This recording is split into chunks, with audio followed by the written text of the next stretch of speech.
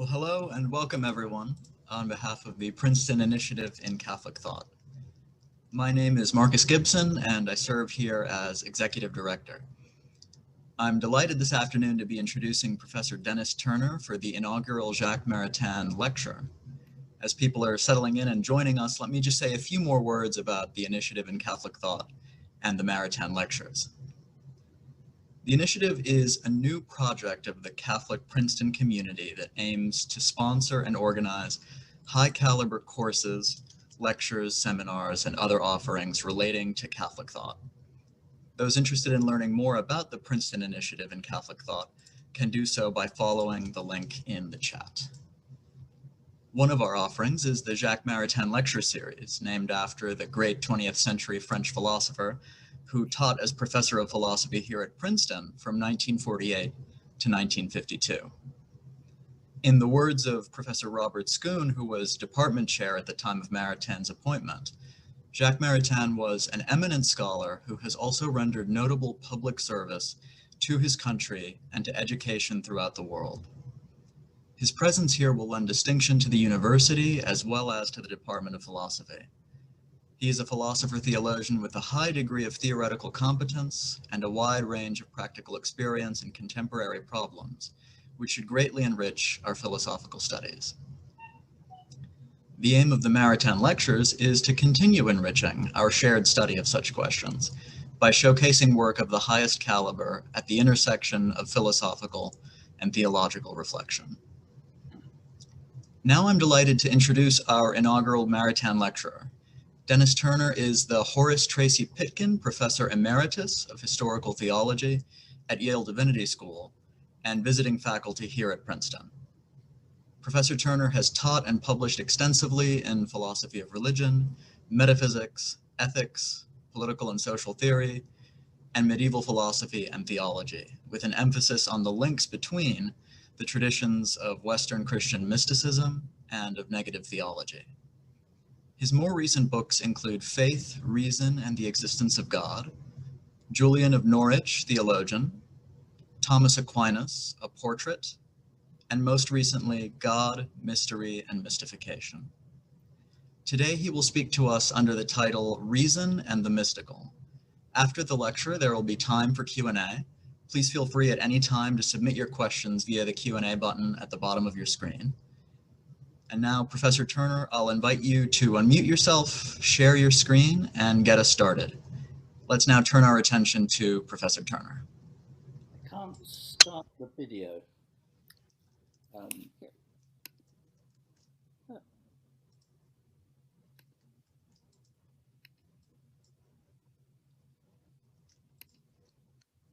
Have you shared your screen with us? Sorry, I'm unable to because it says the host has stopped it. Oh, just a second. Let me see here.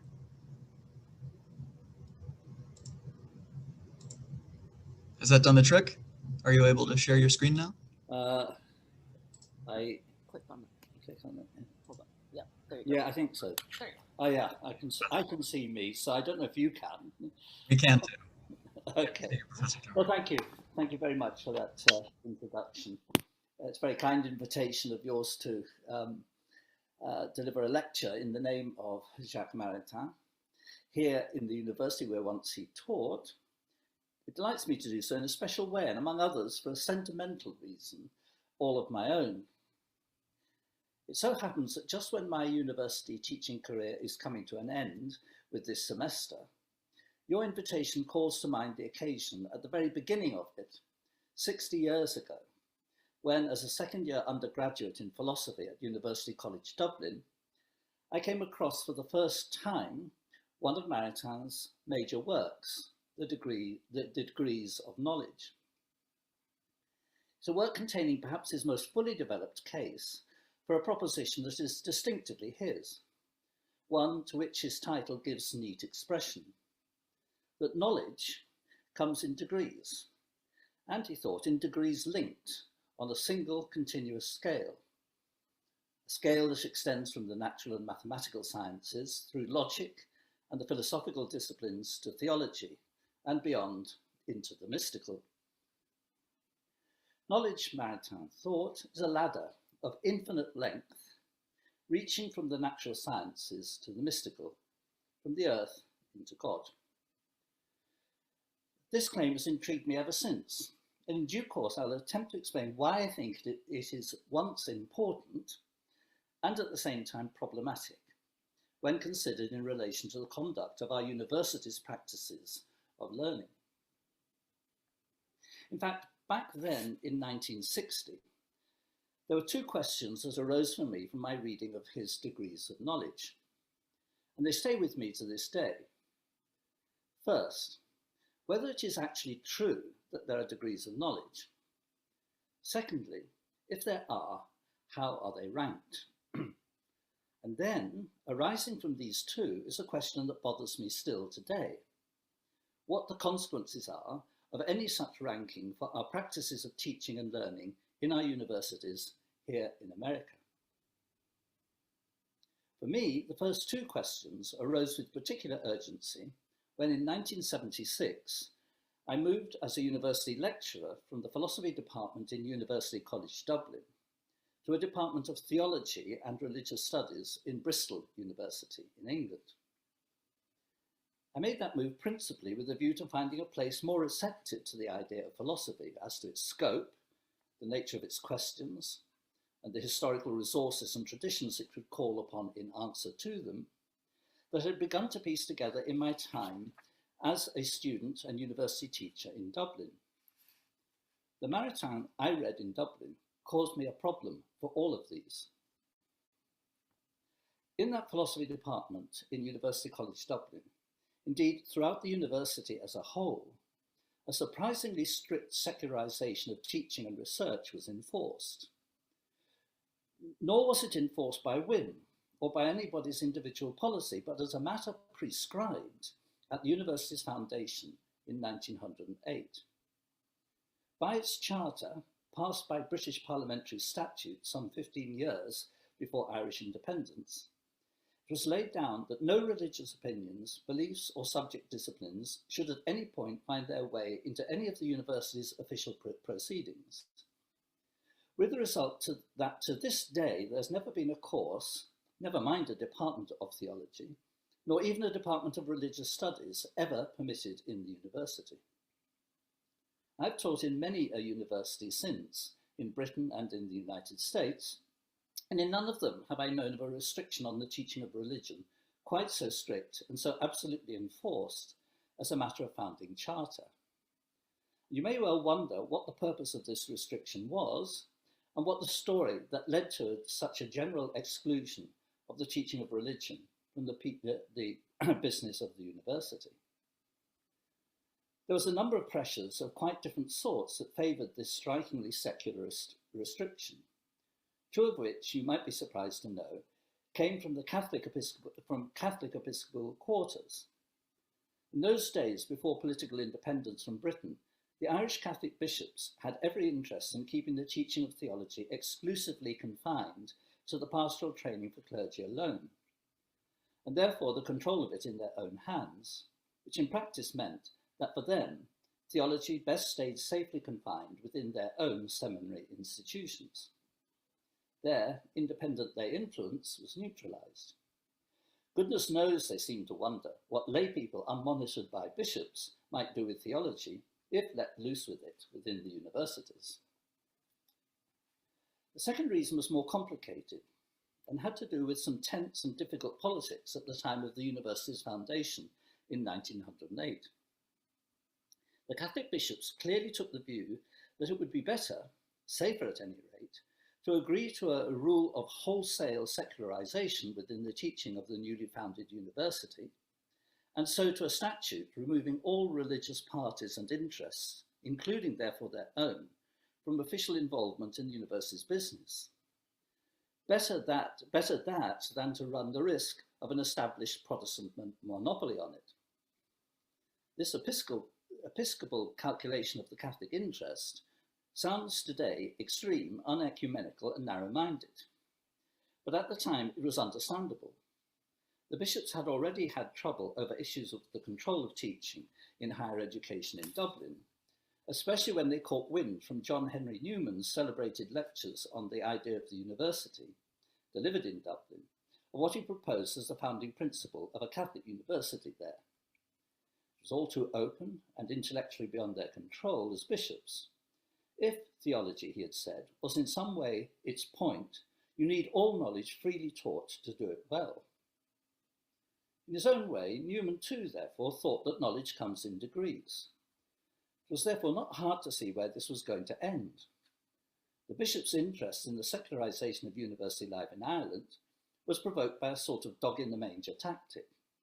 They would rather that there was no religious presence in the university than risk a Protestant one. And as an English Catholic myself, a recusant as I thought of myself in those days, one of an historically excluded minority at home in Protestant Britain, I did not find it at all difficult in principle, when in Ireland, to understand the Irish tactics of resistance to British rule, nor hard to understand why it might seem better that no theology of any kind be taught there than to have to bow down, once again, to the priorities and interests of an alien power and its Protestant religion. And there it is to this day, in Catholic Ireland's University College Dublin, all teaching of religion remains prohibited. And so it had been in that radically secularised University College in Dublin that I took my bachelor and master's degrees in philosophy, and in due course joined the faculty in the same philosophy department as an assistant lecturer. I was a philosopher by inclination and training.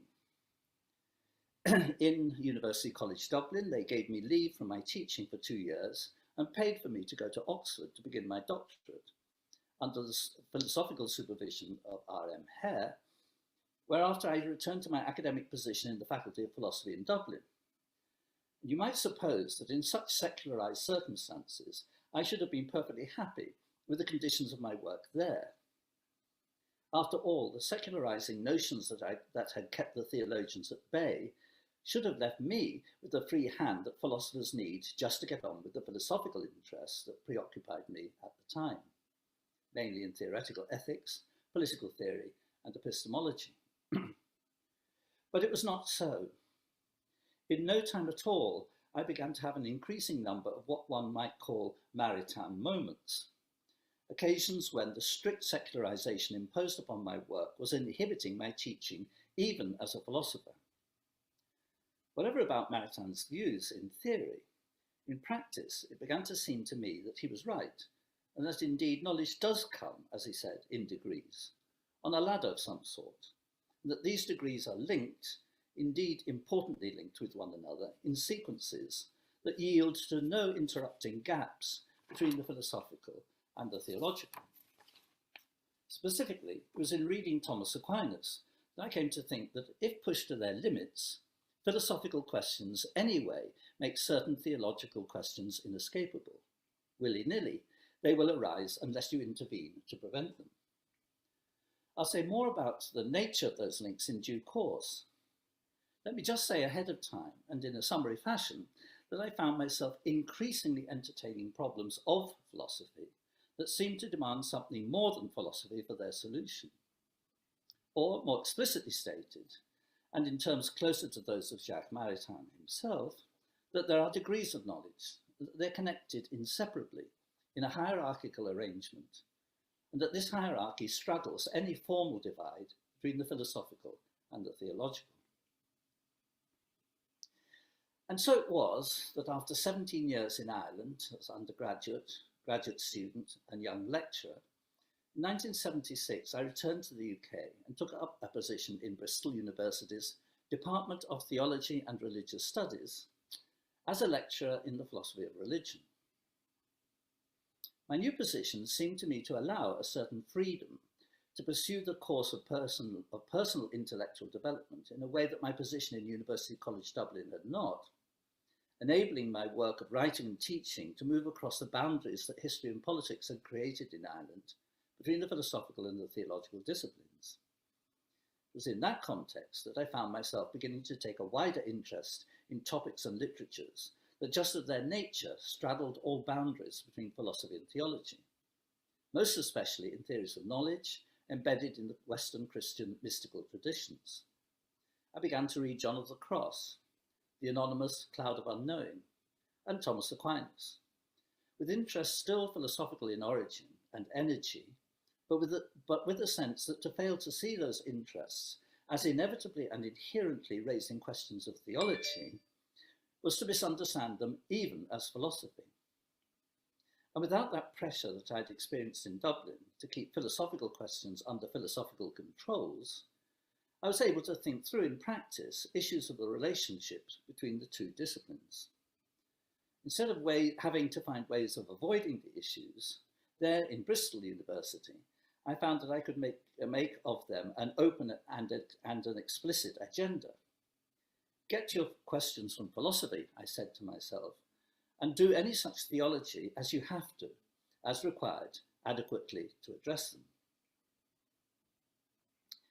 I personally had no difficulty with the first part of that strategy, but everything I'd learned about philosophy in Dublin had convinced me that the first and all-important step for a philosopher was to get the questions right. I learned above all from Wittgenstein's philosophical investigations that in the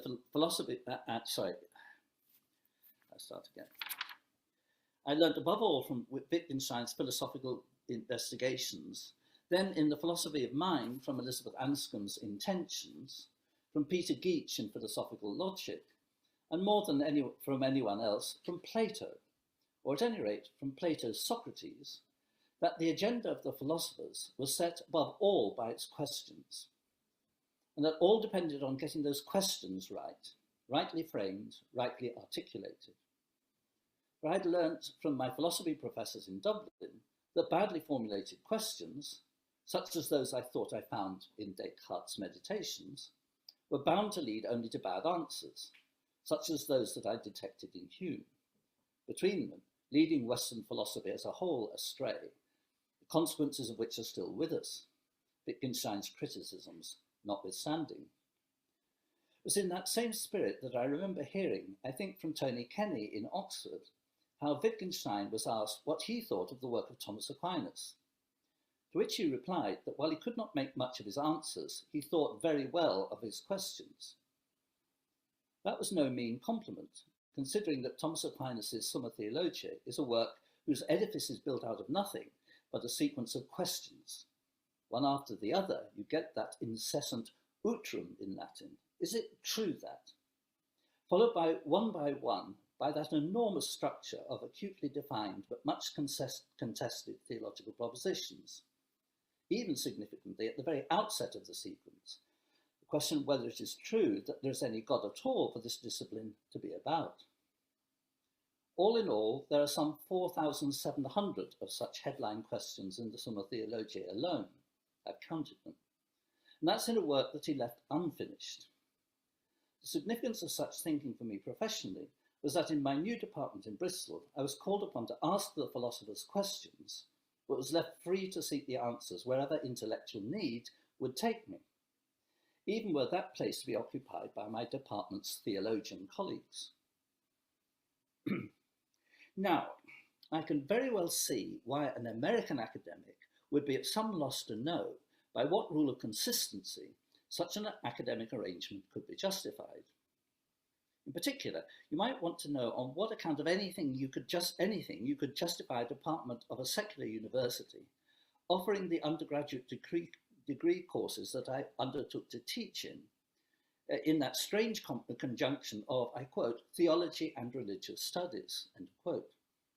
Thus I did in Bristol University and then later in Birmingham University's theology department, and last of all in Cambridge University's Divinity School, where our undergraduate programs were so called. But when I came to the United States, first to Yale and then here to Princeton, I learned that as a general rule, two strategies of theology and of religious studies, simply placed in conjunction in the same academic department, seem to amount to an oxymoron in principle and to an administrative incoherence in practice. You can't consistently be a department that teaches both, we say here. You can have universities wherein it is proper that religious studies are done, but as for theology, that's for seminaries. Well, as I say, I came here from the UK with a different experience, an experience of boundaries differently policed. so that without any sense of paradox, I could do both, and both at once, both in a single intellectual act, as it seemed to me was proper, because it was intellectual necessity that compelled it, calling for exactly that conjunction, the one leading to the other, the secular business of philosophy, calling upon the religious business of theology, simply because secular philosophical adequacy demanded it. For me, secularity was not a securely walled garden. There were, I'd found, some not very secret doors opening to wider worlds hidden behind the philosophical thickets. Perhaps you will complain, though, in an American spirit of intellectual honesty, that that's to be fudging things. But remember, we Brits are a conceptually lazy lot and happiest when fudging things. Indeed, we're quite proud of our skills of the fudging sort. We're suspicious of unproductive clarities. If clear concepts get in the way of creative outcomes, then for us that's a reason to ask critical questions about the concepts and their suspiciously clear boundaries. To question the intellectual strategies of few permissions and many prohibitions that got us there. And then, when we find the clarity of strict divisions of intellectual labour getting in the way, we like to muddle through them, roughing up the sharp edges of analytical truths with forays into the particular and the contingent. We like Wittgenstein's advice that the fuzzy proposition, most chess moves are valid, is a necessary truth. Its necessity not being ruled out by the occurrence of exceptions. It's a strategy of thought, a sort of epistemic habit that won't readily carve up the total universe of meaning into the analytically necessary on the one hand and the synthetically contingent on the other, with nothing in between. And Wittgenstein recommended it as a kind of intellectual therapy, a cure, needed by those philosophers who are of a peculiarly unproductive lucidity. At a conference in Bristol University, I once overheard an exchange between two philosophers in the queue for coffee after we'd listened to a tough and difficult paper. "Thank God for lucidity," said the one. "Otherwise you can see nothing."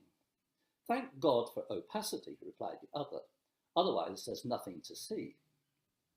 Of the two, I like the second philosopher the better. But fudging it, the deployment of constructive unclarities, plays less well, I find, over here, especially in organisational matters. We in the UK have a long history of systematic cultural fudge, even political fudge, perhaps the best known being the monarchy. And you Americans are always trying to reduce our monarchical fudge to constitutional clarity, a procedure that could have but one outcome, namely its abolition. But it is the constitutional fudge which alone sustains it. Make no mistake, though, I repeat, I do understand that British fudge is by no means always a strength, but can be a close ally to the self-deceived refusal to confront real issues. I merely say that equally there are occasions when bureaucratic efficiencies do not always meet with the requirements of good thought. And so it was clear, it was that questions about the degrees of knowledge and the relationships between them, alive in Ireland, dormant in my time in the fudging UK academic world, troubled me again when I came to the United States. Here I find I'm back with my Irish problem in another but related form. There in Ireland, the issues had concerned how to distinguish and then separate organisationally the philosophical from the theological, without loss of intellectual integrity to either. Here the question seems to me to be how today, in the American academic culture of the study of religion and theology, are we to conceive of the notion of that notion of Maritain's, that knowledge comes in degrees that run amok among the boundaries marked out between them. How do we work through, in principle, can we work through successfully, the issues of the university study of them both as forming a single unbroken continuity of thought, not breaking up the continuities of its real-world questions into the disjunctions demanded by the requirements of an academic administration? Do we have to enforce administratively a disjunction between theology and religious studies? The one the business of the seminaries, the other as that alone whose presence is permissible in the university. because we have set them at odds with one another philosophically. In short, I asked, can our universities here find a place for Jacques Maritain? Can they entertain the thought of his degrees of knowledge, of that hierarchy of interlocking questions and answers that for him lead all the way from the empirical sciences to the mystical? Well, the answer to that is yes, of course they can. You could safely give a lecture, or even, if you're long-winded enough, a course expounding his ideas in the theory of knowledge as they bear on the construction of theology, of its relation in one direction down the hierarchy to the philosophical and then the natural sciences, and in the other direction up the hierarchy to the mystical. You can even lecture in a critical mood, as in a way I am doing now, of the organization of the disciplines of our universities, of the manner in which we construct our courses and the disciplinary lines of distinction by which we mark them out. All this, we can say, as failing to meet the conditions of that epistemological hierarchy. But when you've done that, the paradox will remain unresolved, a paradox for Maritain. You can give a course on his thinking about the degrees of knowledge, but the course itself will do nothing to alter the fact that it is delivered within a practical context that does not admit of those degrees. Put the matter in simple, indeed in oversimple terms perhaps, such a course in which you make out the case for Maritain's view that the degrees of knowledge are hierarchically ranked will be delivered within a pedagogical structure that is in itself without hierarchy, plainly democratic, in a curricular structure which equalizes all knowledge institutionally. So what you say in your course on the degrees of knowledge is subverted by the very structure within which you say it. That's just what we do, and we do it unabashed, sure that our democratic procedure of epistemological levelling down can survive even the explicit critique that we make of it. Thereby are Maritain's degrees of knowledge safely domesticated by what it critiques. Thus absorbed, of course, Maritain's views on the degrees of knowledge will be permitted its place within that free marketplace of opinion, which is the university. But it is important to attend to what is implied in that of course, and it is as important to note what is entailed by that metaphor of the marketplace. The of course allows it to go without saying, and its going without saying is exactly what the university's marketplace brings about.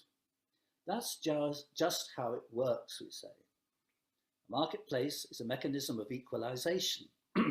It absorbs differential use values into common exchange values. It neutralizes as commodity any intrinsic character of worth. It removes all determinations that are not matters of choice. On that marketplace of course choices, you may teach about the hierarchies internal to the discipline, but you may do so on condition that they are not allowed to escape from the discipline itself into an hierarchical stratification between disciplines, some higher than others in epistemic rank in degrees of knowledge. The university deals with its protesting Maritains, with those who think that there is a hierarchy of knowledges, by means of a sort of happy second-order paradox. Within the universities, we equalize even Maritain's insistence on the degrees of knowledges. We allow him to think hierarchically about how to organize relationships between disciplines. I imagine he did when he taught here. Because universities are places that exist precisely so as to allow all the options on condition that they are just that, options. And because institutional openness in matters of method is a primary moral principle governing university practices. On those terms, Maritain can make his claims for the use value of his epistemic hierarchies on condition that those claims possess, at a second-order level, only exchange value within the market of ideas. And we defend the principle allowing all such ideas to circulate within the university, because our practice is safeguarded by the strict observance of one condition only, and is justified by its being rigorously served. And that principle is that all ideas are judgmentally neutralized and so equalized within the university. We tolerate difference. Indeed, Difference is the one thing we can openly and enthusiastically celebrate. Ours is the task of excluding exclusions, or so we say. But do we in truth? Well, that too is a matter of debate, since everything is. And so it is as if the university were saying that that defining condition will be met only when there are no exclusions as to matters of substance. Therefore, we must now note how universities have been quite alarmingly remiss just in this connection, in the way in which they seem routinely to have neglected whole regions of evidence in matters notoriously of race, gender and culture for the one part, and for the other, in the espousals of methodological uniformities that have ensured these exclusions. These are forms of monopoly control over the market, and it is in them that there are the betrayals of our one key dogma, that whatever we do, we rest on the principle that all ideas whatsoever being permitted and debatable, nonetheless there is but one idea which the university offers as a gift to society at large, on which it stands firm. And that is the defense of its principle of social neutralization, because it is just that neutralization which is of net benefit to the society as a whole. To neutralize knowledge is our paradoxical purpose, to disengage it from practice. That, I think, was roughly the proposition that the university's president, Professor Eisgruber, was defending in his statement to the university last fall. This permission of difference holds right across the board, and not merely in matters of religious belief. Richard Dawkins, a British evolutionary scientist and a popular atheist writer, is a curious case, in more ways than one, but his case is illustrative of how the university manages its principles of freedom of thought and expression in practice.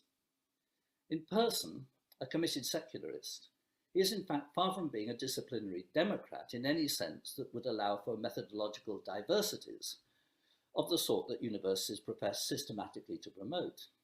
In fact, he is more a methodological imperialist, seeking to impose upon all forms of knowledge a single exclusive methodology, that of the natural sciences. What is more, and very curiously, that of evolutionary biology. For Dawkins, there is no democracy of knowledge, or he thinks it's enough to say that theology isn't evolutionary science to rule it out of the curriculum as having no place within the academic democracy. But then, theology is by no means alone in being thus excluded, for even psychology is allowed a place only insofar as it is translated without remainder of its own into biochemistry, the molecules of the scientist being translated into what he calls the memes, that is, basic units of meaning that translate semantics back into biology. If there is any sense at all in which for Dawkins there is a democracy of knowledges, it is only in that degenerate sense of the word in which the United States seems to have called itself a democracy in 1860, say, when everyone had a right to free vote, so long as they were not women of any colour or black people of any gender, restrictions that we have by no means got rid of consistently within our electoral practices to this day. There's a sort of analogy here at the level of intellectual disciplines. Dawkins is all for democracy of intellectual inquiry, so long as it is obedient to just one set of methodological dogmas, those of natural science, which is rather like the notion that in Britain, the House of Lords is a democratic institution because in its parliamentary chamber, debate is conducted in commendably orderly fashion and concluded by free votes, just so long as it is confined to a bunch of hereditary aristocrats, plus others by government party appointment. Thus Dawkins. On his account of it, you would suppose that science is to the plurality of knowledge as the British House of Lords stands to democracy. But note what's significant about all this. It is that Dawkins could say such intellectually undemocratic things within the university context, just because the university neutralizes them in practice. The institutional principle that guarantees Dawkins' freedom to deny theology a place in the university is that which by the same right the Department of Religion is given a free hand in its defense of its subject. Evolutionary theory is science, but an evolutionary theory of all knowledge is not in the least scientific, even if it may be true. But either way, it is a philosophical doctrine about science, and the fact that you can give an evolutionary account of religion, and by that means discount it as a sort of conveyor of truths, can have no consequences that would not hold for evolutionary science itself. In short, if evolutionary theory provides a general condition on knowledge, then it imposes that same condition in the same way upon evolutionary theory too. But that, for Dawkins, seems not to have the epistemologically undermining consequence for him that he says it has for theology and religion generally. It seems that evolutionary theory alone stands free of the relativizing consequences of evolutionary theory. The circularity is too obviously absurd. Dawkins' chief critic is not, of course, Jacques Maritain. This is not because Maritain was long dead before Dawkins wrote a word of his evolutionary atheism. It was another atheist, 140 years earlier, a prescient Nietzsche, who had already pulled the rug from under the feet of Dawkins' kind of atheism, seeming to have known exactly where he and his ilk are coming from. Nietzsche, that is to say, gives what he calls a genealogy of atheism, of the atheism of the scientists, an account of the material and intellectual history of that atheist rationalist mentality. It is therefore the diagnosis of an intellectual illness for him that so conceives of reason as to provide a sure foundation for the denial of God. All that does, Nietzsche says, is to replace one atheism with another. Is to replace one theism with another, a theism of faith by a theism of reason. I quote, "We're not getting rid of God because we still believe in reason." So he says in his Twilight of the Idols. What he sees in the atheisms of the Dawkins species is the common ground that they share with corresponding forms of theism, a corresponding mentality. It takes little time for Dawkins' atheist case to persuade a certain kind of atheist. It takes little time for Dawkins' atheist case to persuade a certain kind of theist to share with him a common agreement about evolutionary theory. Either way, it excludes God. Both Dawkins and his fundamentalist Christian opponents say this. God and evolution are, they agree, the mirror images of one another. In fact, they're nothing but the mirror images of one another. It's that interdependence of Dawkins and Jerry Falwell that makes the rest of us uneasy, as it did Nietzsche, about the whole argument between them. It's as if they were bound to one another in nothing but their mutual negations. No God because of evolution, no evolution because of God. So they're like partners in a failed marriage, each able to see the other only as in a mirror, that is, all the same content, seen only in inversions. Or they're like two mirrors endlessly reflecting each other's reflections in a hall where mirrors are all that there are.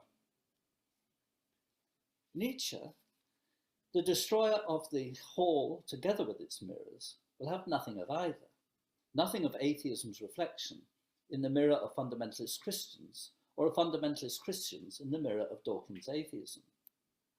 Rightly, he refuses to argue with them at all. Rightly, he seeks an explanation in terms of the anxieties about reason for and against. For he says the shared preoccupation with God of your commonplace atheists and their theological counterparts and their theological counterparts is where the error lies. Historically, they arise together in acute form in the late 19th century, at once in the atheism inspired by metaphysical Darwinism, and at the same time in its evangelical theological counterpart. What Nietzsche concludes is that it is the debate itself that is wrong. The context itself is bogus. God is dead, he says, and Dawkins but attempts the resuscitation of a corpse so as to kill it all over again. Task rather easily done, you might think. And though Nietzsche and Marx do not know each other and generally have little in common, they share the same view of the opposition between such theists and such atheists. It's the common agenda that falsifies.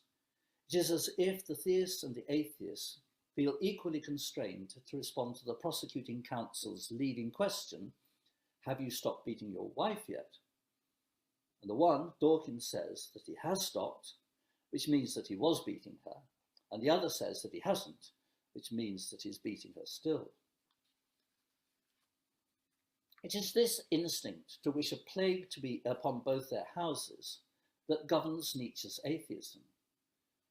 For him, it's not even so much that God is dead now, though once he wasn't. It's that the question of God is dead, and the consequence that either answer, and with the consequence that either answer falsifies. And at source, the arguments between theists and atheists are arguments about reason itself.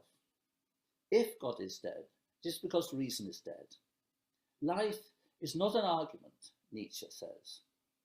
And that is why he has no interest in debating with either theists or with atheists, for the argument itself keeps God alive, just exactly as it keeps reason alive. And therein is the significance for him of his famous madman, who in the clear light of the noonday sun descends upon the marketplace, lantern alight, crying, God is dead. And he is laughed to scorn by those who can't be bothered with God one way or the other. But their denials are bought on the cheap, says Nietzsche, for their atheism has no more consequences for their comfortably bourgeois existences than does the fideism of their counterpart theists. Either way, reason is left untroubled. Everything else is left in its place, for the smooth surface of reason has ceased to ruffle. It offers no cause for alarm. And you might say that Nietzsche's story of the madman in the marketplace at noon is a parable of our universities, for they are committed by principle to making all debate possible precisely by stripping it of its consequences. University is not for them a place of denials, it's a place of institutional indifference, of studied neutrality. That's why Dawkins may affirm his version of evolution that rules out belief in God as irrational, and the believers affirm their God at the expense of evolution, and together share coffee in the same university restaurant.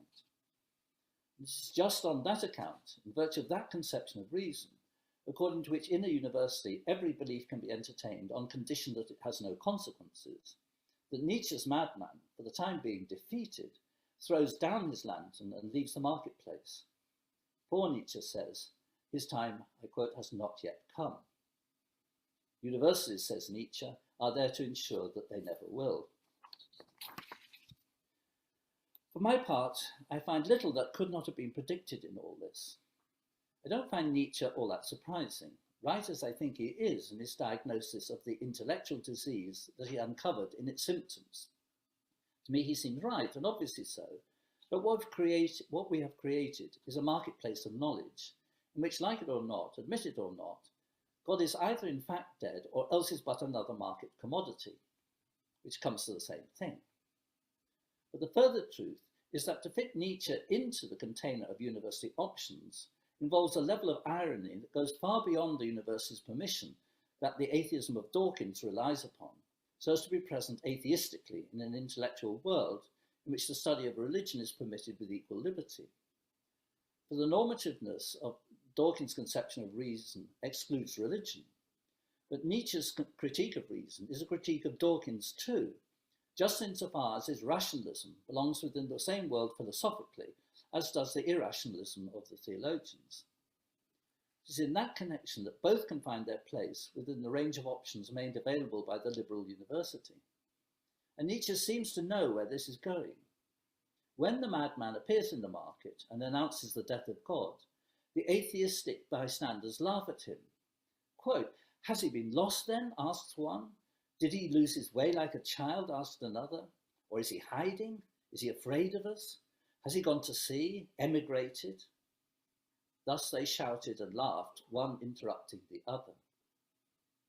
The image of the university is apt, and not just in the common professorial practice of our interrupting one another. The casual atheists of the marketplace laugh at the mad prophet with a lantern, untroubled. They've already gone there, down the broad, never-ending path of options, so that Nietzsche's insistence on atheism is itself neutralized by its reconstruction as yet a further second-order option within the infinitely optional nature of intellect itself. Theirs is the atheism of indifference to the question, an indifference which suits the university just fine, but in that sense of the word, the university is the very home of indifference. Nietzsche proposes to trouble the university, does he? Well then, give him airtime to his atheism and make of his critique of reason another course within the university, preferably a junior seminar, and he'll trouble the university no more. No wonder Nietzsche despised the academy, the place where all criticism is contained by a patronizing universalization of an abstract diversity. It is then not just religion that is caught out by this practice of endless containment, of the unstoppable auto-critique, of endless self-reflection. Everything is affected by it. Once, when a teenager, hitchhiking around England, I was picked up by a truck driver who told me that he was schizophrenic. I asked him about the experience of it, and he replied very calmly that it was like having a sort of X-ray vision you can't get rid of. You can see nothing solid, he said, because you're compelled only to see through things, everything substantial being dissipated into something else, in an endless succession of otherness. Your life lived as if in an endless hall of mirrors, consisting in nothing but reflections of reflections. Well, you may guess, I've translated what my truck driver actually said into our university vernacular. He wasn't exactly a forerunner of Jacques Derrida, nor was I when but 15 years old. But I was reminded of my truck driver when I first read Derrida proclaiming that, roughly in English, every other is completely other, otherness regnant, as if otherness was the last word. Or rather, because otherness is naturally endless, there is no last word, endlessness forever in waiting. It's a kind of pathology dressed up as epistemology. It is the cold stare of critique that dissipates what it criticizes. Great wits, John Dryden perceptibly said, are to madness near allied. And that brings me back full circle to Jacques Maritain and to the matter of the degrees of knowledge. I've called this talk Reason and the Mystical. By now you might well be wondering when I'm going to get round to those two subjects. But could I just note, in honour of Jacques Maritain's understanding of the connection between them, that his book, The Degrees of Knowledge, has a subtitle, To Distinguish in Order to Unite. It's important to get this right. You do need to distinguish the degrees of knowledge. Science is science. What counts as scientific knowledge, by what procedures you gain it, by what degree of certainty its conclusions are reached, these are for science to say. And so the theologians will have to deal with whatever the consequences of science are for them. Once you know that there have been slow, gradual evolutionary processes which trace the origin of species, including our own, then the theologian's reading of the creation story in the book of Genesis will have to be interpreted accordingly. That is to say, in some such way as would allow for any established truth in the evolutionary explanations of them. Those who know their history of Christian theology will see nothing new at all in that. For they will recall that as early as the 3rd century of our era, Origen had understood that the creation stories in Genesis, there are two rather different versions told in quick succession, have to be read allegorically. For if taken literally, they're simply incoherent narratives. And he says, as such, they couldn't possibly be true. But the theologian is still right to protest against the view taken by Dawkins, that he knows as scientist that all teaching about divine creation and providence is shown to be false by way of the truth of the theory of evolution. Nor do the theologians need to protest on theology's behalf alone. Chomsky, no theologian, protests too, on the grounds that science cannot, without noxious circularity, scientifically demonstrate its own credentials to be, as Daniel Dennett puts it, the universal acid that dissolves all else into evolution's unique and totalizing explanatory substance. The proposition is well established, in fact, that the process that began with the origins in a first primitive life form, approximately 4 billion years ago, describes an evolutionary arc that has resulted in the emergence of a species, Homo sapiens, by now intelligent enough to be able to formulate the evolutionary theory that explains its capacity to do so.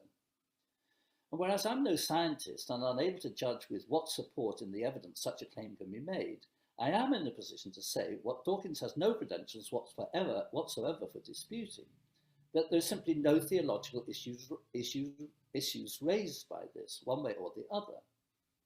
The claim that evolutionary theory establishes grounds for universal denial of God is pretentious, not because of theology, but because science and metascience, science itself and the philosophy of science, need to be distinguished just where Dawkins and Dennett refuse to do so. First divides then, says Maritain, at least between science and metascience. In that proposition are ruled out the Dawkins and the Dennets, who systematically collapse all distinctions into a pretentious unity of knowledge, pretentious uniformity of knowledge, achieved by the fantasy resolution of all into an evolutionary univocity. First differentiate then, says Maritain, for knowledge comes in degrees, in analogies. But then Maritain adds, we distinguish in order to unite. And by unite, he has in mind not some goal of achieving a single unified totality of all human knowledge within a universal synthesis, a sort of Hegelian absolute knowledge that has overcome all contradictions. He means that there's a sort of chain of judgments formed by distinct but overlapping links. The metaphor of a chain is significant, but it contrasts with Stephen Jay Gould's proposal that conceives of science and religion as forming what he calls non-overlapping magisteria, domains of thought and inquiry that are autonomous, each in its own territory, respectively of scientific fact and of moral value, the territories of the is of science and that of the ought of practical engagement, of art and morality. For Maritain, the connections are between rational discourses that, in a quite literal sense of the word, depend on one another, for they hang from one another, some below hanging, others skyhooks above, holding them up. Immanuel Kant put it in one way, maintaining that the relation of dependence took the form that for any given scientific endeavour, the higher stood as determining the conditions of the possibility of the lower. Perhaps, though, it would be more modest to say that for whatever a given form of knowledge assumes when it does its distinctive work, there's a higher that proves it, as physics, for example, presupposes the mathematics that it systematically employs. Therein being, as Plato says, a relation of vertical dependence, as physics' worldly perception depends upon the mathematical, one degree of knowledge on another. Now, this general proposition is of significance for our account of the place of theology within the hierarchy of knowledges, because it explains why Thomas Aquinas thought not only that the existence of God can be proved by rational argument, but more crucially, that it is essential theologically to know that it can be done. I put this carefully. He openly denies that any believer, still less than all believers, need to be able to construct a successful proof of God if they are to have faith in God. Proofs are hard to formulate successfully, he says, and you need a lot of training in logic, the natural sciences, and in philosophy to formulate a proof that is demonstrably valid and sound. For which reason, most people with the intelligence to construct a good argument haven't the time to spend on the work involved, and few at the time would have the dialectical skills to do it. But what he does say is that to deny on grounds of faith the possibility of a rational argument is to get something badly wrong about faith. Why? In what way? Well, if you do deny on theological principle that proof of God is possible, as nowadays theologians commonly say, in no time at all you end up with some version or other of Stephen Jay Gould's proposition that faith and reason belong within non-overlapping magisteria, a position which would sever Jacques Maritain's chain in a way that is familiar to us in Kant's conviction that, I quote, it was necessary to limit the claims of reason in order to leave room for faith. End of quote. Sever all links between reason and God, says Kant, and many theologians, Catholic and Protestant, follow him when he says that to leave in place any link of proof between the human experience of the world and God would reduce God to just another item in the universe, to an idolatrously worldly fabrication. What reason could prove could not be God. Thus the Catholic theologian Karl Rahner, thus the Protestant theologian Karl Barth. Reason, according to Dawkins and Dennett, is atheist. The place for God is uninhabited. Nietzsche, on the contrary, says that it's not that the place for God is unoccupied, but there is no such place. Reason, at any rate, what Kant calls speculative reason, the reason of the scientists, is, he says, agnostic. It can't know. How different, then, are Kant and Aquinas? Kant says speculative reason cannot know whether there is or is not a God. Aquinas says speculative reason can demonstrate that something or other answers to that name, and to that name alone. I quote, "And this is what we're referring to when we use the name God." He says this at the end of his survey of some 5 summary proofs. But what God is, God's nature, he says in the very next question of the Summa Theologiae, cannot be known. This ignorance, this failure of reason before God, is there in both, but it comes into the picture to a different place. In Kant, speculative reason falls altogether short of God, though God comes back into the picture in the ethical, in that moment when we discover the moral ought, the moral obligation that binds us unconditionally, a priori, before any fact. Nothing, Kant says, but God could account for that moment of imperative, unconditional moral demand. But if practical reason, its ought, requires God, pure speculation for Kant is agnostic. The sciences and all those conditions of fact about the world on which sciences rely are entirely free of God. For Aquinas, it is God who guarantees precisely those conditions of natural fact on which the sciences themselves rely. And by a kind of second-order interrogation of those conditions, we get some glimpse of God as cause of the lot, of the whole, so that the knowledge of God is not there in the place where science is, as if an additional factor. God is what accounts for it all, for nature's autonomy, for the possibility, therefore, of science. For he says, God has made what belongs to nature to belong to it by intrinsic right. God does not interfere with nature. It can make no sense to say so, for the natural is what God does.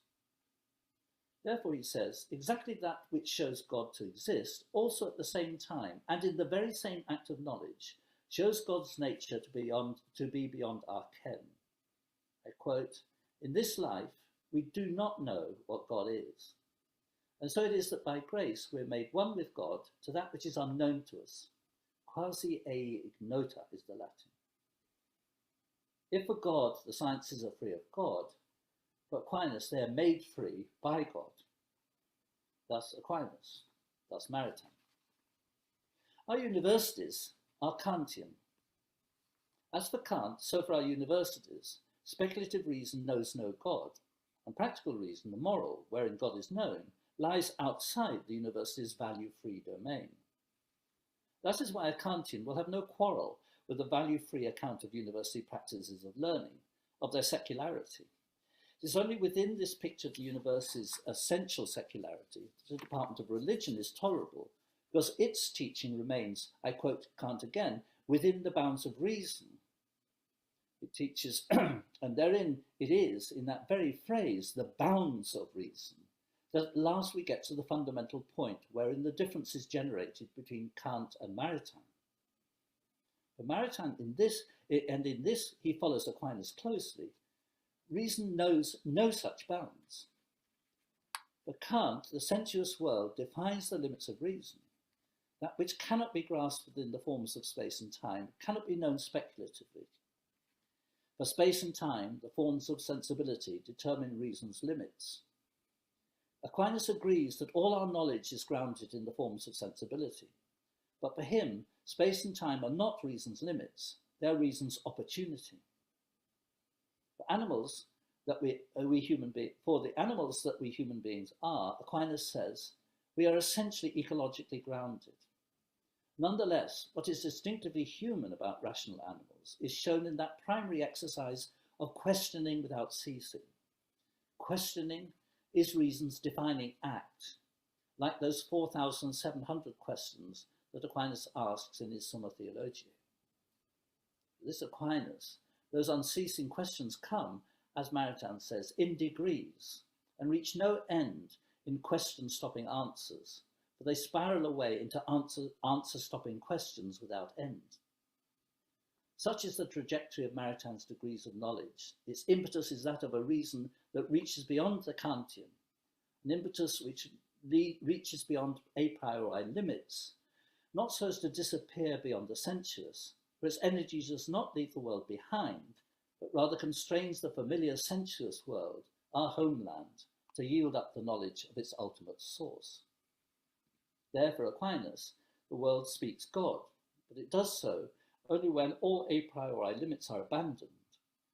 It is therein that is the mystical, as Wittgenstein said. The point at which the ground on which all good speech rests is itself remains beyond speech, all human knowing grounded in the unknowable. Well then, that I think is what Maritain means by those degrees, those stages in life's knowledge that are related through the endlessness of interrogation, mentality that seeks each link in the chain as making proper sense only in light of the whole sequence, and the whole sequence making sense only as endless, essentially infinite, as if infinity were in some sense the goal from the beginning, and the search for it as in some way going there right from the start.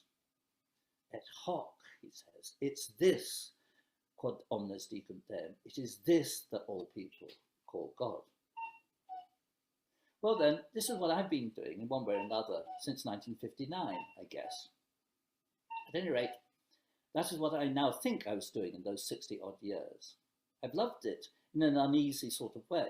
That is to say, I've loved practicing this unease as policy, as intellectual strategy within the university and on its account, knowing that I've been borrowing its means in search of a further end. True enough, it takes some of us an inordinately long time to get to see the obvious, and we academics are perhaps especially prone to this species of self-ignorance, which takes what we do for granted. But I think that loving it and the unease about the practice of it do come together, and so they should. But the conclusion seemed to be that the university is both necessary and at the same time insufficient, and that there should be a certain sense of intellectual alienation, even perhaps a sense of a theologian's, excuse me, even perhaps a sense of a theologian's being in exile within the university, as if in a foreign land. But the language embedded in the university, its academic lingua franca, never responds quite adequately to the demands of the bit of me, wherein the philosopher's questions spill over into and call upon the alien speech of the theologian.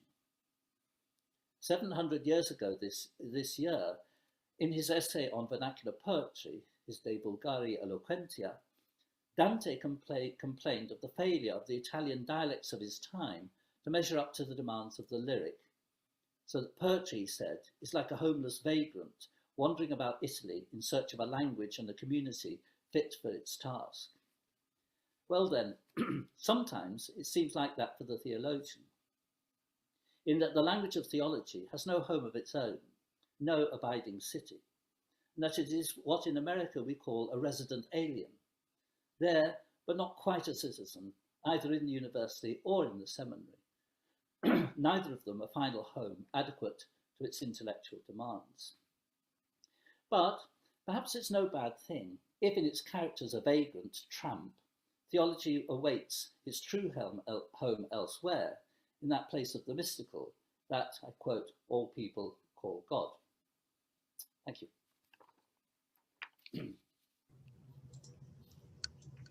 Well, thank you very much, Professor Turner, for that rich and stimulating reflection. Everyone, as I said at the start of our hour, we now have time for some question and answer. And again, you can use the Q&A button at the bottom of your screen to submit your questions. Our first question now comes from Noah Hahn, who has a question connecting evolutionary theory and transubstantiation. Oh.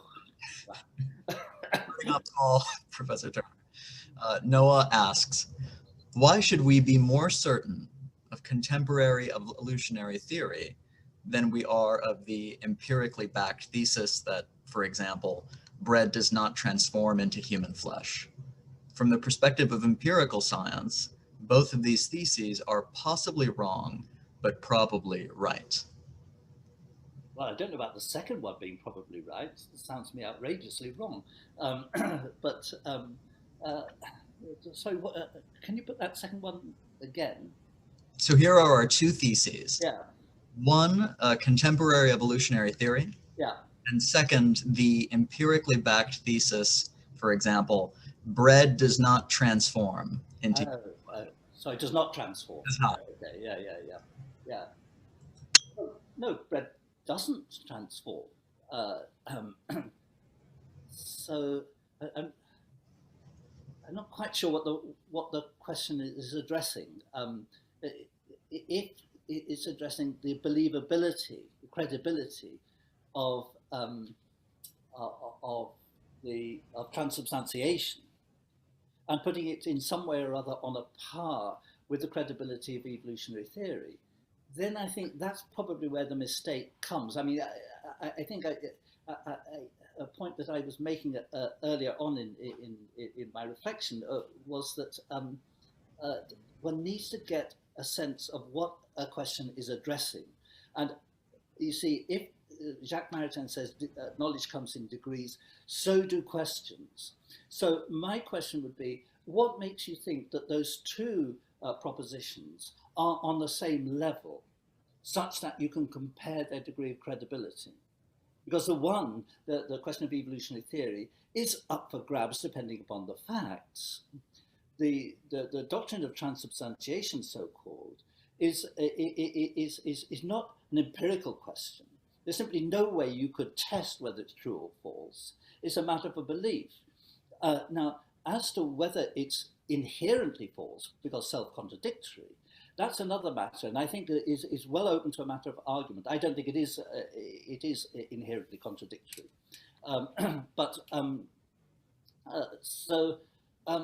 I just think that when Maritain talks about the degrees of knowledge, one of the things which seems to me valuable about talking about degrees of knowledge is that you also need to have some account of degrees of questions which are appropriate within different degrees of knowledge. So I just don't think that those two matters are on a par with one another, such that the one would be a believable proposition, the other not.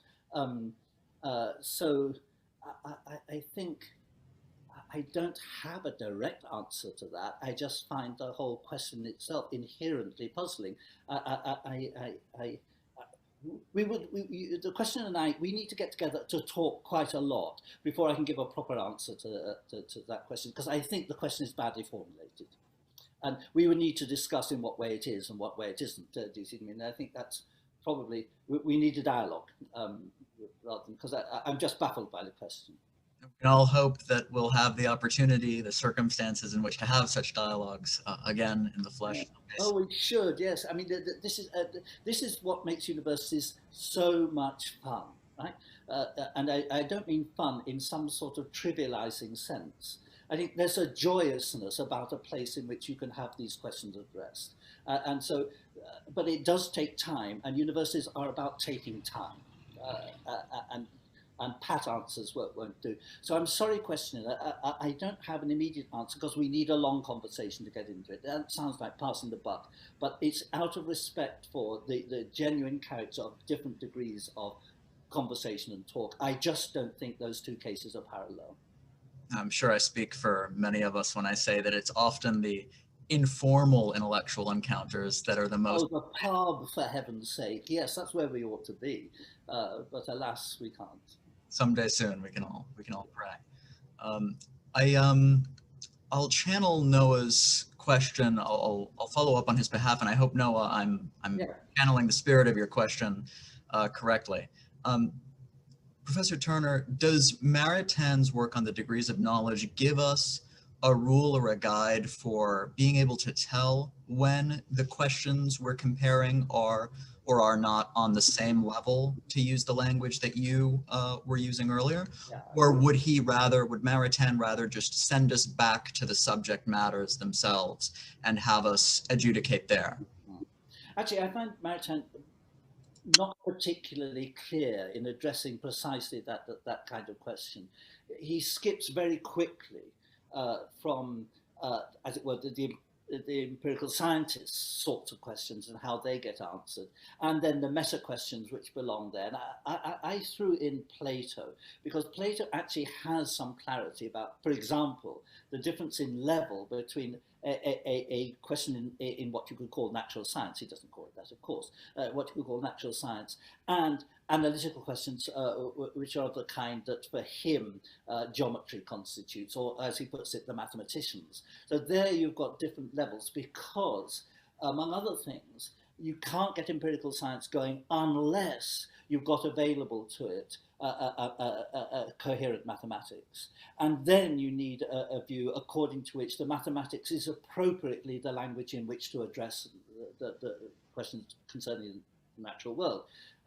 In other words, you can't do physics without mathematics. Physics presupposes mathematics. And the arguments for the principles of mathematics are not arguments within physics. So there you've got a very clear case of degrees of knowledge. Now, there are meta questions. There are questions about mathematics, and mathematicians are splendidly interesting on questions about what's the epistemology of mathematics. Yeah, I mean, you've got Platonists who actually think that mathematical objects are real objects. And then you've got conventionalists who say that no, they aren't. So you've got another level of debate concerning the epistemology, the theory of knowledge, what kind of knowledge is mathematical, and so on. You've got these you know, when Kant says that you've got these degrees in the sense that one kind of science can address the questions of the conditions of the possibility of another. There you have a certain sense of hierarchy. I think that there's another sort of, in a way, that's a very, very intellectual's understanding of these degrees of knowledge. I think that there is somehow or other, I think, something to do with the nature of knowledge, that it is self-conscious stuff. And there you already have a hierarchy. Consciousness of the world, self-consciousness of the consciousness of the world, and so on. This sort of reflection. This is what, in the end, Thomas Aquinas says, push this. Don't cut it off at a certain point. And this cut-off point was what was troubling me when I wrote this lecture. Isn't there an establishment which cuts question off at a certain point just when you want to go further, and it forbids you to do it? And that, I think, is the damaging notion of secularity, which operates within our universities, which flattens out the hierarchy, says there's no, as it were, sequence, hierarchy, steps, stages, a ladder. There's no ladder, and you don't climb it. We're all on the same level because it's just another course in whatever. And just another course in whatever flattens things out as a matter of choice, and it kind of filches into an epistemology. They are all matters of choice anyway. So you have a purely voluntarist notion of what the university is at, and that is deeply, deeply damaging.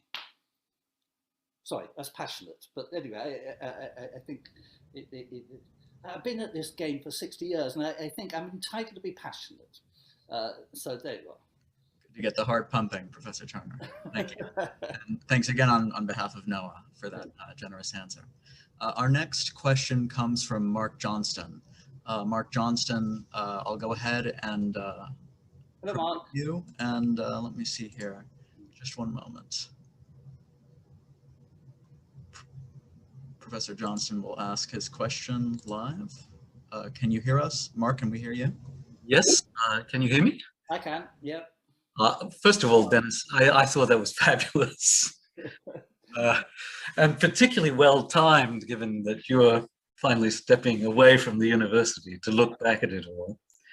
And of course, I fully agree with the feeling of unease and the love of the institution. I wanted to explore some questions about Thomas's view and really have you inform me.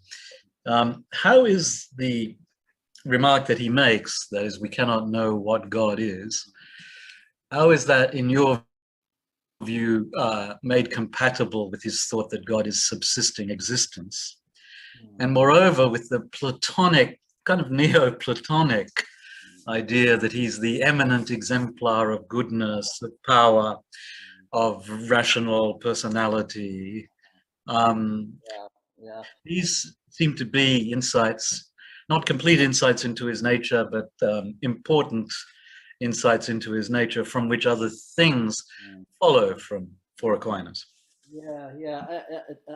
I find it easier to respond to the first of those than the second. So quickly, as to the first, this understanding of God as ipsum esse subsistens in Latin, your being itself, yes, is, I think, he's saying the arguments get you there, and just there you get to that unintelligibility, that point where and this is how he reads the book of Exodus, chapter 3, yes, in which Moses is encountering God, perhaps for the first time in the form in which God wants to be believed, and that is, he says, but what am I going to say about this? What's your name? That actually comes later, but anyway, and Yahweh says to Moses, I am who am.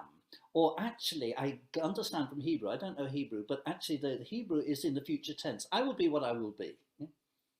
And Aquinas reads that, that notion. It says, this is, you will not know my name. This is not a name. I am what I am. And that is what you've got to find. That's where the journey is directed towards, finding out what on earth is this. And when Moses ascends Mount Sinai in Exodus chapter 33, he asks to meet the face of God. And God says, no, I'll place you in a cleft of the rock. I will pass you by. You will see me from behind, but my face you may not see. For no man may see my face and live. The price of seeing the face of God is death. Right? So our knowledge is on this side of death. And I think that's the essential limitation which powers what sometimes gets called Aquinas' negative theology, his sense that in the end, our knowing ends in a sort of unknowing, a higher unknowing. The hierarchy leads us to this point of unknowing, like ascending Mount Sinai. And there you ask to see the face of God, and you say, no, I may not see the face of God, because that would require death as a condition. If that's the case, we get to the second part of your question. Well, what are we to say about things like arguments to the existence of God? Actually, arguments to the effect that that it's in the world that we get to God. Interrogating the world, it's questioning the world, and the question leading to others. Here's where the hierarchy comes in.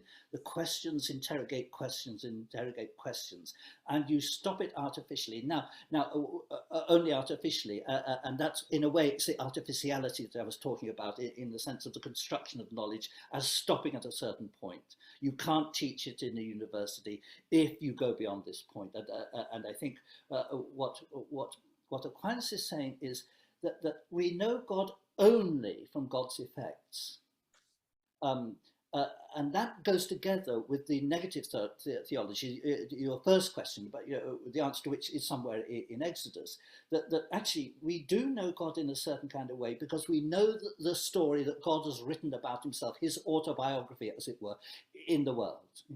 And that's how we know God. And Aquinas insists we know the Trinity only through the effects. So the inner life of God, the very inner life of God, which is revealed to us in faith, is known only in the world, in history, in time. In fact, for Aquinas, in the cross. There we know, there we understand the Trinity.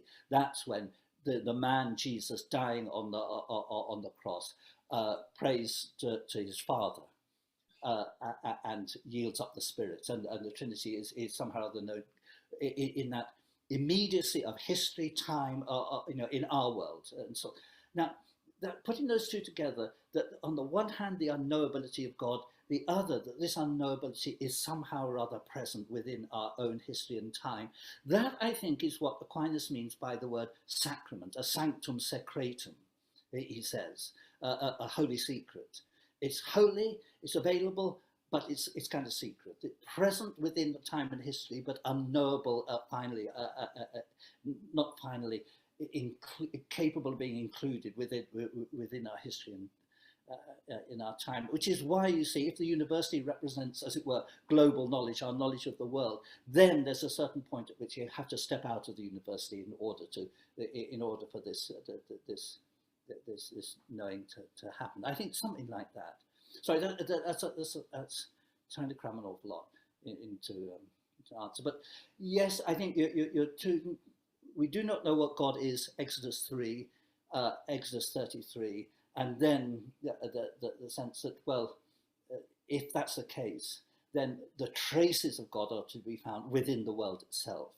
And these are traces, because this side of death, we don't know the essence, we don't know the nature of God. I think it's something like that sort of structures overall his account of the knowledge of God, I think, and language about God. Something like that.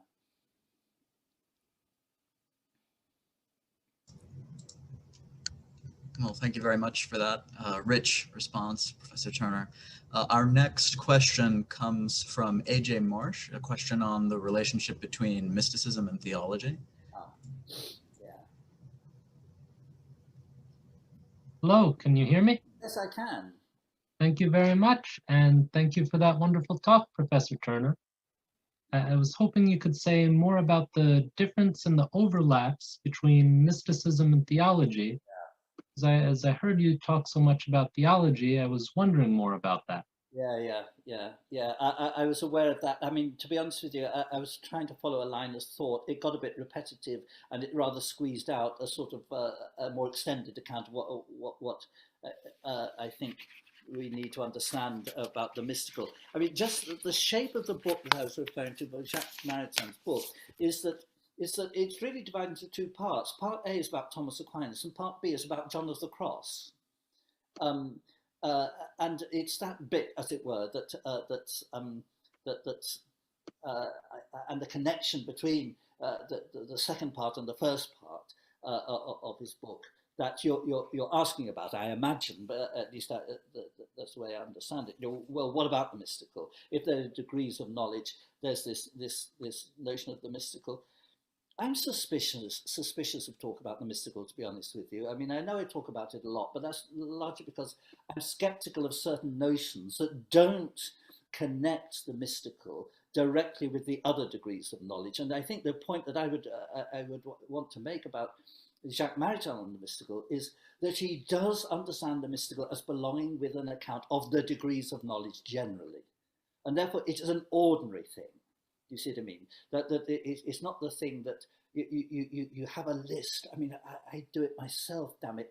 I do a course on mystics, and there are people you select in and people you select out. And I mean, Bernie McGinn, who wrote this massive 7 volumes on the history of Christian mysticism, has a tiny little bit about Thomas Aquinas. Hardly gets in at all.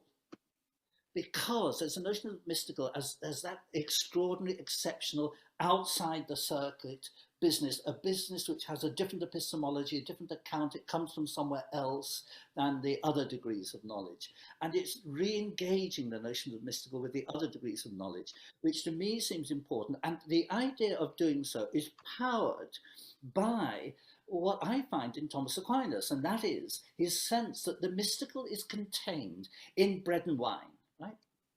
The mystical is contained there. It's in the sanctum secretum. He says the Latin word sacramentum comes from a conflation of two other words, sanctum secretum, a holy sanctum secretum, a holy secret. The mystery is contained in matter, bread and wine. That's where you'll find it. So men of Galilee, stop looking up to heaven, says the angel at the point of the ascension of Jesus that we're coming up to shortly, liturgically. He is here, look down here. Yeah? And they go off and start engaging with history. Because looking up there is a bad idea. And the notion of mysticism as you've got to look up there and somehow or other engage and get involved, find yourself placed within a world which doesn't connect. And that's what it seemed to me to be important about Jacques Maritain's general epistemology. Connect differentiate and unite, connect together the fragments into a certain kind of shape, which has this sort of hierarchical thing. And the mystical is just simply where you get to as a result of going there, but you don't look up in the sky to find it. You find it in the material world. And it's not just general epistemological strategy, a sense of priorities, sense of direction of mind that I think brings, as it were, the mystical back into the world of knowing and unknowing, which is what we human animals engage with. We are animals and we're integrated into this world. So our complex relationships with the mystical are going to be found somewhere within our connection, with the way in which we connect with the material world. So you've got the unity but the differentiation but the unity, and the mystical is just simply part of that overall differentiation. So the mystical can actually be present throughout the whole lot. It's not a sort of secret moment that you get to and then fall back from. It's there within the thing, and that I think is how I think of it. But I didn't really have time to talk about it. I'd love to have talked about sacrament in this paper, but I'd have to shorten the rest and eliminate a lot of repetition. So my apologies. But I think AJ, that's how I would put it. You know, the mystical is the sacramentum, the sacrament for Thomas, and I think also for Jacques Maritain.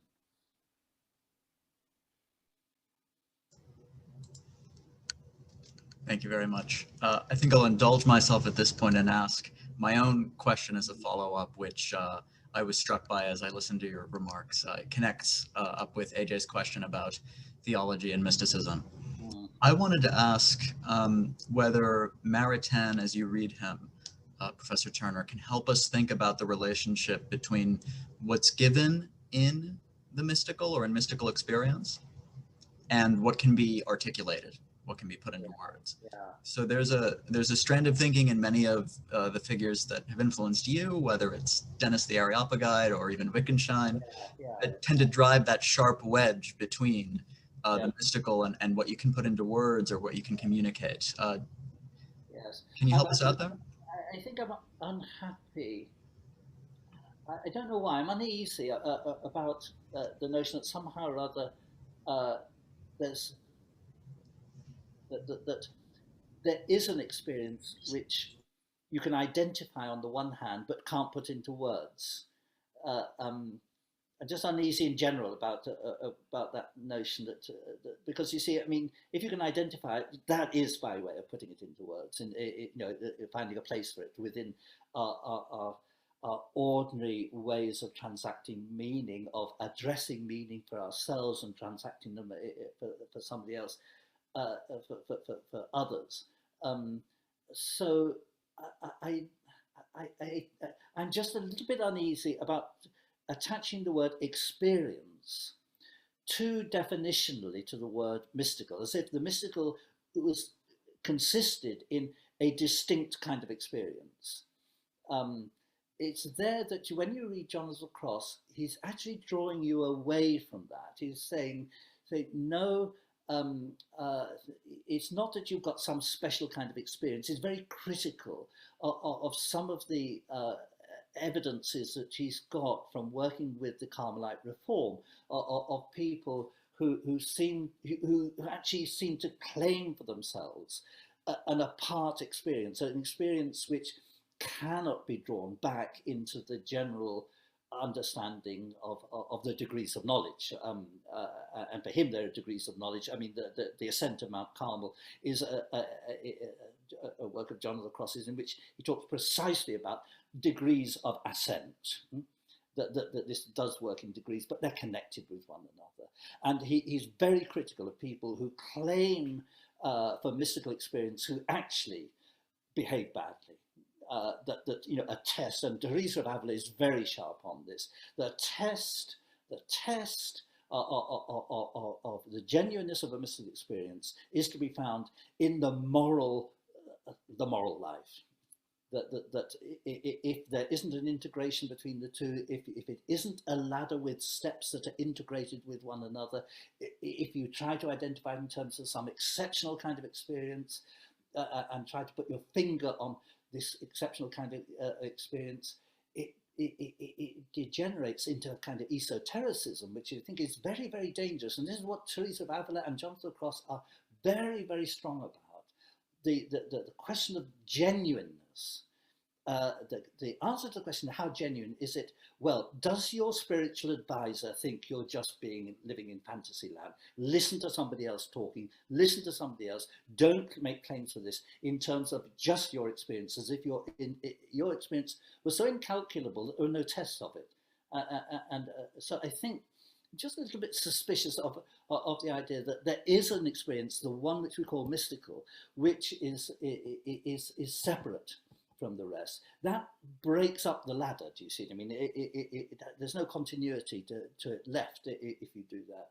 So reintegrating the mystical with the ordinary is, I think, what that work of Maritain is essentially arguing, that these are degrees, and these degrees are connected with one another. They're not discrete. I mean, the ladder is sort of helpful metaphor, but also a misleading one, as if they were just sort of steps. And if you go up to step 2, you leave step 1 behind. If you go up to step 3, you leave 1 and 2 behind, and so on. And Maritain says, no. As it were, you roll up the steps behind you as you go up. You carry your everyday experience with you, and the whole thing begins to integrate in a certain kind of way. So yes, there's something to be said for the metaphor of a ladder, and at the top of it, the mystical. But there's a lot to be said for Aquinas' view that actually the mysterium fidei is in the Eucharist, that it's integrated with our everyday experience. The mystery is there within the change of bread and wine. That's why you see, I think, in further comment on that first question, I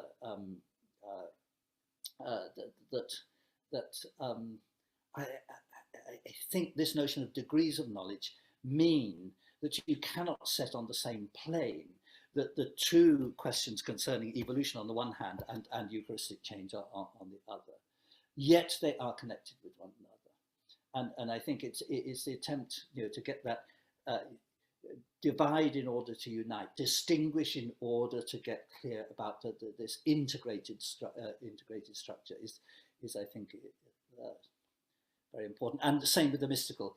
If at the one end you see you raise the question about the relationship between evolutionary theory as a scientific hypothesis, I think more than that, I think it's a pretty well established scientific truth on the one hand, and the notion of transubstantiation on the other. That is getting those two to work together within, as it were, a common on the same ladder. Nonetheless, they are different. They're different sorts of questions, different sorts of language have to come into it at a certain point, and that's the point about degrees. But also that those degrees are on a ladder. They're integrated in some sense in a differentiated whole. Yeah, I mean, does that, Marcus? Does that address the question? And it's just that unease about the mystical is somehow rather detached from all the rest. It's an identifiable experience. And what's I think really interesting about John of the Cross is, and Teresa of Avila very especially, is they're really, really concerned about how to put your finger on what's going on here. You need spiritual direction, they say. Yeah. And it doesn't matter if the person who gives you spiritual direction is holy or not. Teresa says it doesn't matter whether they're holy. They've just got to have some common sense. And I think that's lovely. I mean, this is a perfect answer to a complex epistemological question about the mystical. Common sense, I would say. Just feet on the earth. And that story about Thomas Aquinas. He apparently went to a convent, nearby convent. He had some business to deal with the Reverend Mother. And he was in a hurry. He'd got question 13 of the second part of the Summa to write, and he hadn't got it done, and he needed to get it done. He wanted a quick answer to a quick question. He found her levitating, right? Whereupon he made a comment on how large her feet were, And she came out of this levitation in indignation at being treated so badly, and he gently chided her, saying that humility was a better thing than mystical experiences, and that's entirely apocryphal. Peter Geach has it in the introduction to one of his papers, and I've no idea where he got it from. It's a nice idea, but it's just right about Thomas Aquinas. Mysticism is a very poor excuse for failing in your ordinary obligations, and I think that's somehow or other important. So I think mysticism is the edge within something, that the sense that there's an unknowable somewhat going on within this. And if you don't have that at the Eucharist, you have no idea what you're talking about. You have no idea why you're there. It's just a friendly chat with some bread, and some city bread too. It makes no sense unless you place it within that eschatological framework, that sense that the mystery is here within the present. Yeah? And I think that as a sort of general epistemological inclination, an inclination of how to think about knowledge, is so important in this connection. So in a sense, I do apologize, but don't apologize for having said so little about the mystical. You see what I mean? Because it's there. It's just an edge on all this. Do you see what I mean? That an edginess about it. And I think I was trying to say something or other about mystical when in that sense of when I said at the end, listen, I love the university, but I'm uneasy in it. Do you see what I mean? That sense of yes but no.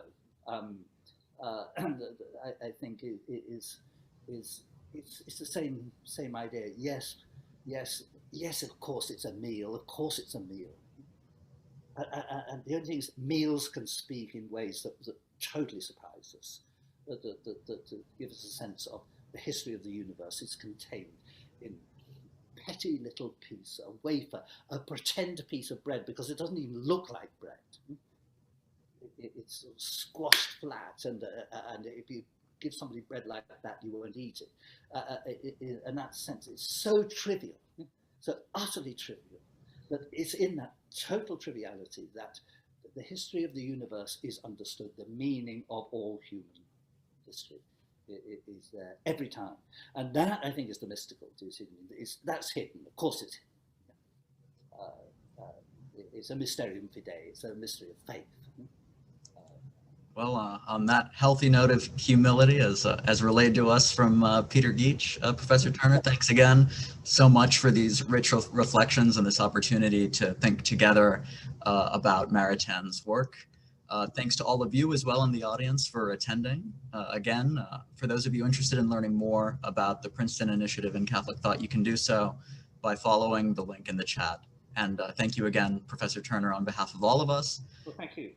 A very good evening to you, Professor Turner, and to everyone. Until we meet again.